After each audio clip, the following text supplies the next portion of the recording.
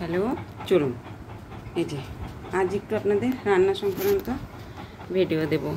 তা আগে মাঝে মাঝে দিতাম, বোনের বাড়িতে ছিলাম, প্রচুর রান্না সংক্রান্ত ভিডিও দেওয়া হয়েছে, কিন্তু হাতের জন্য পারছি না।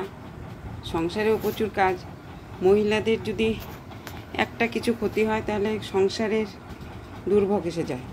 তো এখন লোকও পাওয়া যায় না, আর লোক পাওয়া গেলেও এদের বড় ডিমাগ। সে যাই হোক, অনেক কথা। এই যে দেখুন, চিচিঙ্গা কেটে নিয়েছি।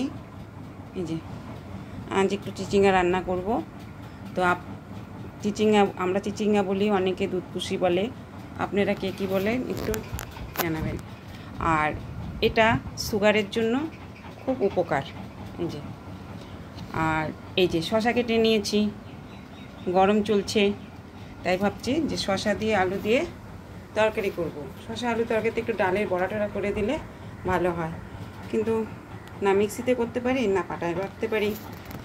আর ভাত নামানোর জন্য বসে থাকতে হয়, বড়মশাই কখন দোকান থেকে আসবে তারপরে। আর মশলা যেমন সবসময় ভালো লাগে না, আবার মশলা ছাড়াও খাওয়া যায় না। আর প্রচুর গরম চলছে, বা প্রতিটা ভিডিওতে আপনাদের বলে যাচ্ছি। আকাশের মুখ ভার হয়, মনে হয় এই বুঝে এলো, কিন্তু আসে না।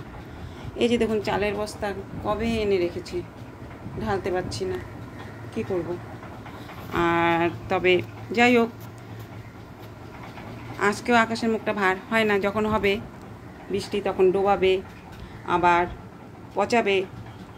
এইবার চলুন, এর আগের ভিডিওতে আপনাদেরকে একটা কাঁঠাল দেখিয়েছিলাম, তাই তো?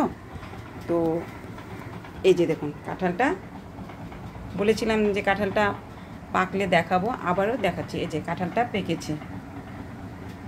তো বলেছিলাম বড়মশাই এসে ভাঙবে, তো কখন এসে ভাঙবে, তো ভাবলাম তো আমি নিজেই কেটে নিই কাঁচি নাকি বলে এটাকে। এই যে নাইফ, ছুরি দিয়ে অনেক কষ্টে বাহাত দিয়ে কেটেছি। এই একটা খণ্ড, এই যে দুটো টুকরো, তো পাশাপাশি দুটো বাড়িতে দেব।